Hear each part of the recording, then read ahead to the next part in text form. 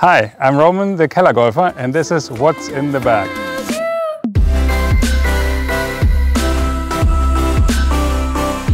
After almost 1 year of filming on-course videos, I thought I'd give you a little more insights on what I actually carry with me. Today I do not have my carry-on bag with me, so this is the bag I usually take on when I use a car, of course, because that's quite too heavy for any caddies and everything like that.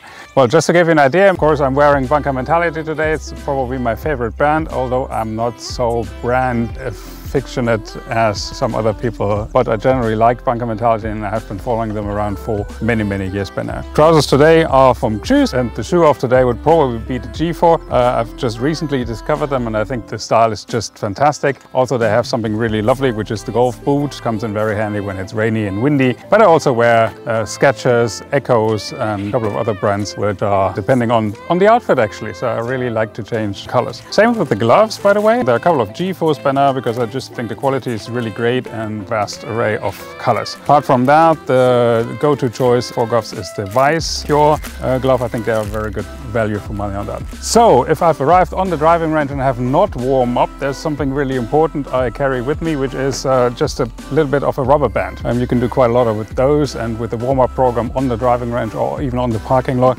so you really arrive warmed up on the course. I think that's a very important thing to prevent injuries. This is really an important thing.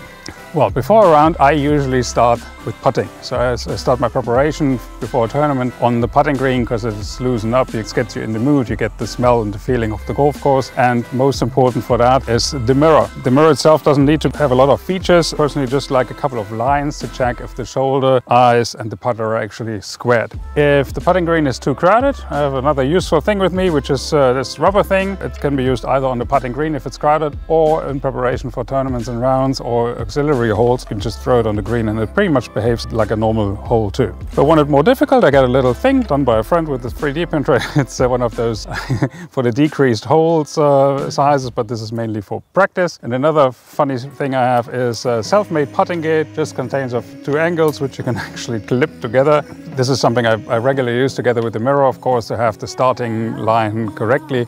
And so then I don't even need a hole for that if I prepare for putting, just a couple of things. So what I usually do is 3 putts or 5 putts in a row with the mirror, and then I'll take one ball and hit a couple of holes, and then I go off to the driving range. Well, putter. What do I use on the putting green? I used to play a Scotty Cameron Golo 5, beautifully crafted by Tregolf Customs in Austria. But recently I finally got my hands on one of those precious things, which is a Yamada Shogun copper milled. One of the last ones Mr. Yamada still did by himself, and he's retiring now. So I'm really happy that I got my hands onto one of those. It's an absolutely lovely piece of it with the Gripmaster full leather grip on it. And I think I will probably game this one until the end of my golfing life. So once I'm on the driving range, I start with some chipping. I usually do some warm-ups with an 8-iron, just long chips. And what I use this year, what's in the bag, is the Romaros. Some people were already asking me, what about the Romaros? I mean, if you're named Roman and you stumble across a brand which is named Romaro,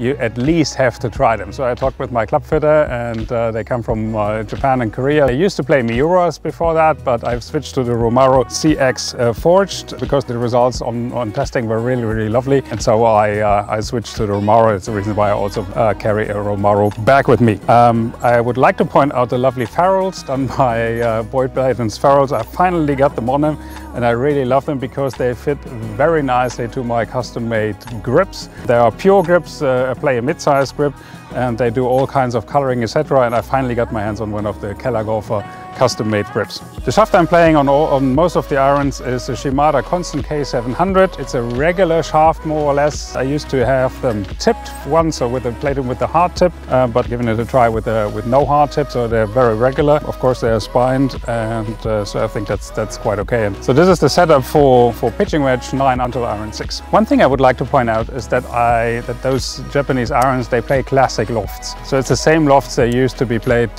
many years ago. So they have not changed a lot of them. The modern clubs usually have a little longer shaft and a little less loft, so you actually hit them further than before, and that's the reason why you hardly get any 4-irons anymore, because they're getting too steep. So just to give you an idea, I hit my 8-iron about 125 meters, that's 140 yards short. shot, more or less, that's how it goes through all the numbers. For example, I hit the pitching wedge about 100 meters and I hit my 6-iron 150, 155 meters roughly. So the next step in the warm-up is going down from the 8-iron to some wedges. I've already talked about that my pitching wedge got 46 degree. The next step is a 55 degree gap wedge. This is actually made by Grindworks.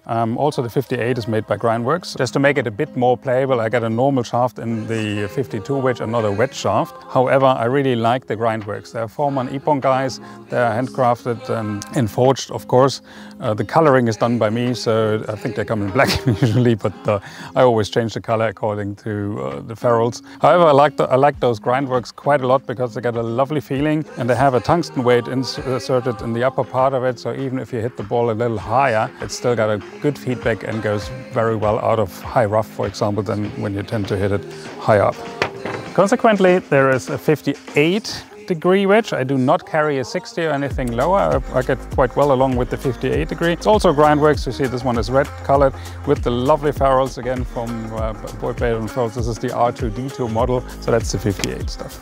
After that, I work my way up from the lower ones through pretty much all the irons until I hit some 5 and 4 iron shots. There's one specialty with the 5 and 4 iron. I play the standard head of the Romaro RX Forge, but I'm featuring a Zelos 8 shaft from Nippon Steel this year because it's still more. I found out that for the 4 and 5 iron, it's just a little bit more comfortable to have a slightly more flexed shaft in it, and the distances keep going in even with not so well struck shots. That's the reason why I changed shafts for 5 and 4.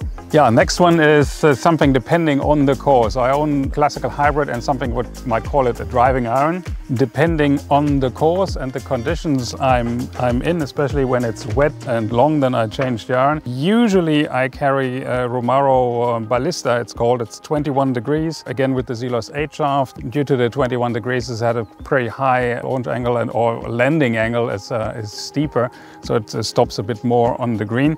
Nevertheless, if I play a course which is more wet or I need more distances to cover, there's a Romaro hybrid with 19 degrees and I got a Quadrafire Express utility shaft in it. So this is really something which I can hit quite long too and has quite some roll on it too. So that's something like a ball like an approach shot.